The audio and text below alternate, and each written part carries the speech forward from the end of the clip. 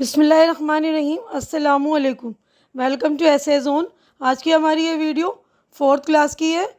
Book का नाम है सितार, जो हमारे कोर्स की नई बुक आई है, तो उसकी वीडियो आज हम बनाएंगे।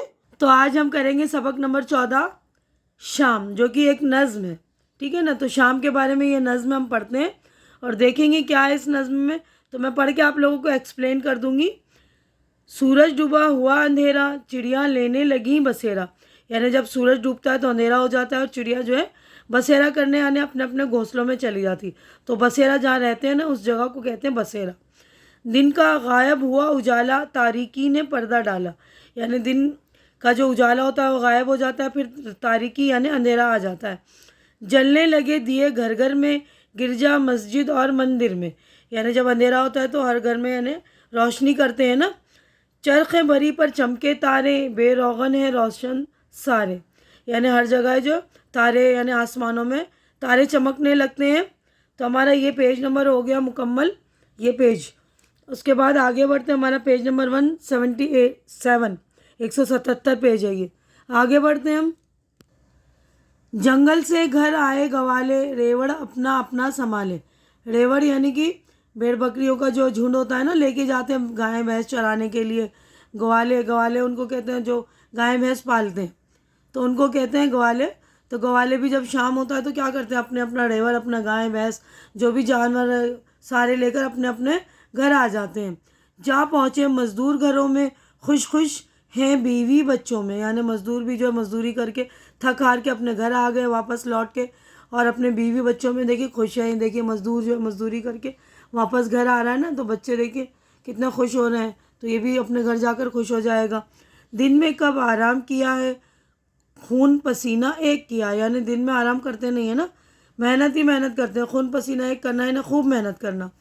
नींद में गाफिल हो गए बच्चे, सो गए लोरी सुनते सुनते। अब शाम हो गई, अंधेरा हो गया, घर आ गए है ना, तो रात हो रही, तो लोरी सुनते सुनते सारे बच्चे सो गए। अभी लिखने वाले जो शायर हैं मुंशी ज्वाला प्रसाद बर्क लखनवी, उनका नाम है पूरा। अब यहाँ पर देखिए मम्मी बच्चों को सुला रही है ना, लोरी सुना रही हैं। अब हमारा पेज नंबर 78 हो गया मुकम्मल। अगले सफ़े पर हम चलेंगे। तो अब हम आगे बढ़ते हैं। देखिए यहाँ पर हमारी मश्क यानी एक्सरसाइज हो गई है शुरू। तो पढ़िए और समझिए। तो यहाँ पर ये अल्फाज है, इसके मीनिंग है, आपको पढ़कर याद करना है, समझना है। यानी देखिए बसेरा घोंसला, ठहरने की जगह। यानी जो लोग भी जहाँ रहते हैं उसके ठहरने की जगह को बसेरा कहते हैं। तारीकी अंधेरा, दिया चिराग, चरख आसमान, बरी बुलंद ऊपर, बेरोगन बगैर तेल के, गवाले गाय भैंस पालने वाले, रेवड़ बकरियों भेड़ बकरियों का गला झुंड, गाफिल बेपरवाह बेखबर। यानी रात होती है सब गाफिल होकर यानी बेखबर होकर सो जाते हैं ना। लोरी वो सुरीले बोल जो बच्चों को सुलाने के लिए गीत के तौर पर माँ धीमे सुरों में गाती हैं। लोरी होता है ना वो। तो हमारा पेज नंबर 179 हो गया कंप्लीट। आगे बढ़ते हैं अगले सफ़े पर हम। अब देखिए यहाँ पर है सोचिए और बताइए। यानी जो इस नज़म से रिलेटेड क्वेश्चन है, सवालात हैं, उसके जवाबात मैंने लिख दिए देखिए इसी में ही। तो आप लोग भी देखकर लिख लेंगे अच्छी तरह से। पहला सवाल देखिए, नज़्म में शाम होने की क्या क्या निशानियाँ बताएगी। यानी नज़्म में जो निशानी है ना वो बता रही हूँ मैं। देखिए नज़्म में शाम की ये निशानियाँ बताई गई हैं। जैसे सूरज डूब गया, यहाँ पर क्या नज़्म शाम में, नज़्म में शाम की आएगा यहाँ पर। तो जवाब देख लीजिए। नज़्म में शाम की ये निशानियाँ बताई गई हैं। जैसे सूरज डूब गया, अंधेरा छा गया, चिड़िया अपने घोंसले में जाने लगी, घर में दिए जलने लगे, जानवरों में घर में ले जानवरों को घर में ले जाया जाने लगा। तो यहाँ पर को आएगा। तो अब यहाँ पर लिखेंगे देखिए, जानवरों को काफ वाव को घर में ले जाया जाने लगा, मज़दूर घर जाने लगे और सभी आराम करने लगे। ठीक है ना। तो आराम से लिख लीजिएगा अच्छी तरह से। जो गलती मुझसे हो गई है देखकर, यहाँ पर को है, यहाँ पर की है। अगला सवाल है सवाल नंबर 2, शाम के वक्त चिड़िया क्या करती है। शाम के वक्त चिड़िया अपने घोंसले में जाती हैं। सवाल नंबर 3 है, नज़्म में शायर ने किन इबादत गाहों का जिक्र किया है। गिरजा मस्जिद और मंदिर। सवाल नंबर 4 है, शाम होती ही ग्वाले रेवड़ को घर क्यों लाते हैं, ताकि जानवर भी अपने घर पहुंचकर आराम करें। सवाल नंबर 5 है, मज़दूरों की खुशी की क्या वजह होती है? अपने घर पहुंचकर बीवी बच्चों से मिलने की खुशी होती है ना। बीवी बच्चे से मिलकर खुश होते हैं ना मज़दूर। तो हमारा पेज नंबर 180 हो गया मुकम्मल। आगे बढ़ते हैं अगले सफ़े पर हम। अब देखिए इस नज़्म से वो अशार लिखिए जिनमें चरख़ बरी, बीवी बच्चों और खून पसीना जैसे अल्फाज इस्तेमाल हुए। तो देखिए चरख़ बरी पर चमके तारे, बेरोगन है रोशन सारे, यानी बिना तेल के सारे तारे ऊपर आसमान में रोशन हो गए ना, शाम होते ही चमकने लगते हैं सारे तारे।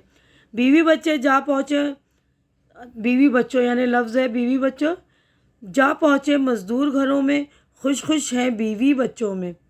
अब अगला लफ्ज़ है खून पसीना, दिन में कब आराम किया है, खून पसीना एक किया है। तो यहाँ पर सवाल में बोला था ना कि वो अल्फाज के शेर लिखने हैं जिनमें ये अल्फाज आ रहे हैं, ठीक है ना। तो अब अगला देखिए, तस्वीर पहचान कर हुरूफ की सही तरतीब से लफ्ज़ बनाई। तो देखिए यहाँ पर सूरज की तस्वीर है तो सही तरतीब करना है, सीन वाव रा और जीम। तो यहाँ पर मैंने लिख दिया सूरज। अब यहाँ पर देखिए मस्जिद, मीम सीन जीम दाल, ये रहा मस्जिद। अब उसके बाद यहाँ पर देखिए मंदिर, मीम नून दाल रा मंदिर। तो हमारा पेज नंबर 181 हो गया मुकम्मल। अगले सफ़े पर हम चलेंगे। तो देखिए यहाँ पर हम चिड़िया की तस्वीर है ना, तो चाड़ा और या अलिफ, तो ये हो गया चिड़िया। ये गाय की तस्वीर है, गाय अलिफ हमज़ा और ये गाय, ठीक है। उसके बाद नीचे बढ़ते हैं। देखिए आगे क्वेश्चन है, नीचे दिए हुए अल्फाज की जमा लिखिए, है ना। ये देखिए अल्फाज है, इसकी जमा मज़दूर मज़दूरों, लोरी लोरियाँ, गाफिल गाफिलों, बच्चा बच्चे, घर घरों, ठीक है ना। अच्छी तरह से लिख लेंगे। अब उसके बाद देखिए बुलंद आवाज़ से पढ़िए और खुशखत लिखिए। बुलंद आवाज़ यानी ऊंची आवाज़ से, तेज़ आवाज़ से पढ़नी है, और खुशखत यानी अच्छी राइटिंग में हमें लिखनी है। तो ये पढ़ लीजिएगा आप, मैं पढ़ के बता रही हूँ, आप लोग आगे लिख लेंगे। यहाँ पर पहला लफ्ज़ है देखिए चरखें बरी, खा के नीचे ज़ेर है तो चरखें बरी। गाफिल चिड़िया, नुनगुन्ना है यहाँ पर, चिड़िया एक होती है और नुनगुन्ना लगा दिया तो ज़्यादा हो गई चिड़िया। अंधेरा रोगन। हमारा पेज नंबर 182 हो गया मुकम्मल। अगले सफ़े पर हम चलेंगे। पढ़िए, समझिए और लिखिए। नज़्म के एक मिसरे में खून पसीना एक करना इस्तेमाल है जिसका मतलब बहुत मेहनत करना। यह अपने असली मायनों में इस्तेमाल नहीं हुआ है, यानी खून पसीना एक करने का असल मतलब क्या है, बहुत मेहनत करना। वो अल्फाज जो फ़ेल पर ख़त्म होते हैं, यानी फ़ेल करना, फ़ेल पर ख़त्म होते हैं ना, और अपने लग़वी माने की जगह दूसरे मायने में इस्तेमाल किए जाते हैं, उन्हें मुहावरा कहते हैं, यानी अपने लग़वी माने जो मतलब खून पसीना जैसे एक करना, यानी ऐसे नहीं कि खून और पसीना मिलाकर एक कर रहे हैं, उसका मतलब क्या हो रहा है कि हम बहुत मेहनत कर रहे हैं ना, तो उसको मुहावरा बोलते हैं। और जो लफ्ज़ है अपने फ़ेल पर ख़त्म होते हैं, जैसे ना, एक करना, देना लेना, ना होता है ना। तो अब दिए हुए मुहावरों की मानी पढ़ी और इन मुहावरों को जुमलों में इस्तेमाल कीजिए। देखिए यहाँ पर मुहावरा है बाग बाग होना, तो बाग बाग होना का मतलब होता है खुश होना, है ना। क्लास में अव्वल आने पर असलम बाग बाग हो गया, अव्वल यानी फर्स्ट आने पर असलम बाग बाग हो गया। हक्का बक्का होना यानी हैरान होना, ताजमहल की खूबसूरती देखकर मैं हक्का बक्का हो गई। आप इसके अलावा भी और कोई सा भी जुमला बना सकते हैं।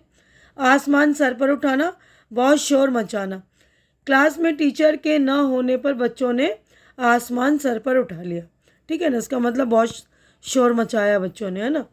तो आप लोग इसके अलावा भी कोई और से भी अपनी पसंद के जुमले बना सकते हैं। देखिए देख लिया, इस तरह बना लीजिएगा। ये देखिए हमारा पेज नंबर 183 हो गया मुकम्मल। अब आगे बढ़ते हैं अगले सफ़े पर।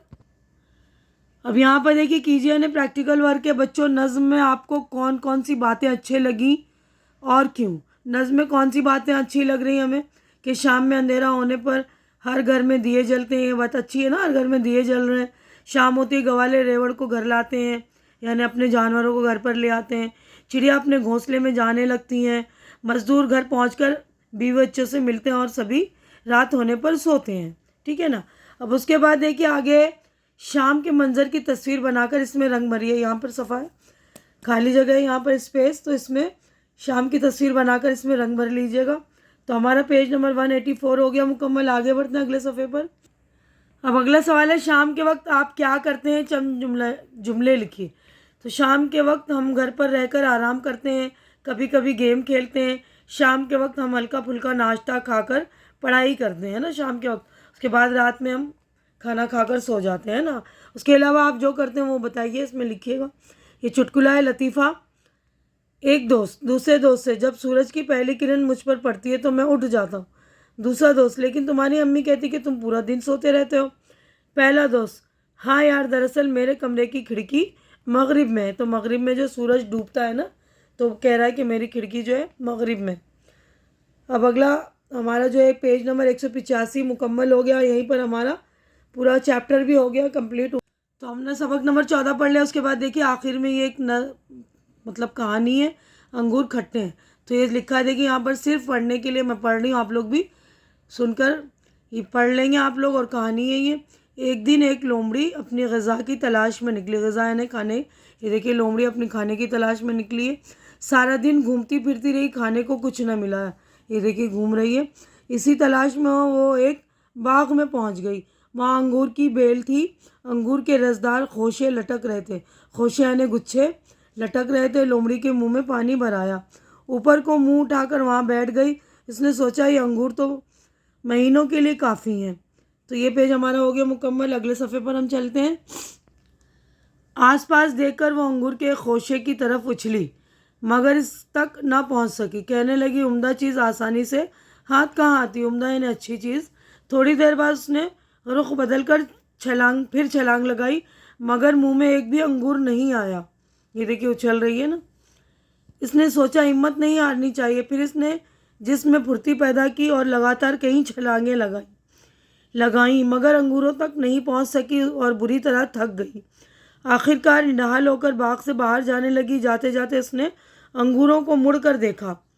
इतनी देर में एक दूसरी लोमड़ी आ गई और कहने लगी, बहन क्यों चल दी, अंगूर नहीं मिले। लोमड़ी ने कहा, बहन अंगूर तो बहुत है लेकिन खट्टे हैं। तो यानी जो आसानी से या जो चीज़ नहीं मिलती हम उसको कहते हैं ना, उसमें ऐप निकालते। तो यही कह रही, इसको मिला नहीं तो कह रही अंगूर खट्टे हैं। तो यहीं पर हमारा जो है पूरी बुक भी हो गई है मुकम्मल। तो आप लोग अच्छी तरह से देख लेंगे। पेज नंबर हमारा 187 मुकम्मल हो गया है। तो उम्मीद है कि जो मैं वीडियो बना रही हूँ आप लोगों को अच्छी लग रही होगी। तो मेरी इस तरह की वीडियोस और भी हैं, तो सारे टॉपिक्स आप लोग मेरे देखा कीजिए। मैं दीनी तालीमात पर भी वीडियो बना रही हूँ, उसकी वो टॉपिक्स भी मैं कवर कर रही हूँ, तो वो भी देख लीजिएगा। शुक्रिया। तो आप लोग मेरे चैनल को इसी तरह सपोर्ट करते रहें, क्योंकि इस वक्त मेरे चैनल को आप लोगों की सपोर्ट की बहुत ज़्यादा ज़रूरत है। तो प्लीज़ आप लोग लाइक करें, शेयर करें, कमेंट भी करें। जो समझ में नहीं आता मुझसे पूछें। और हमारी अगली मुलाकात इंशाअल्लाह नेक्स्ट टॉपिक पर होगी। तब तक के लिए आपका शुक्रिया। अल्लाह हाफिज़।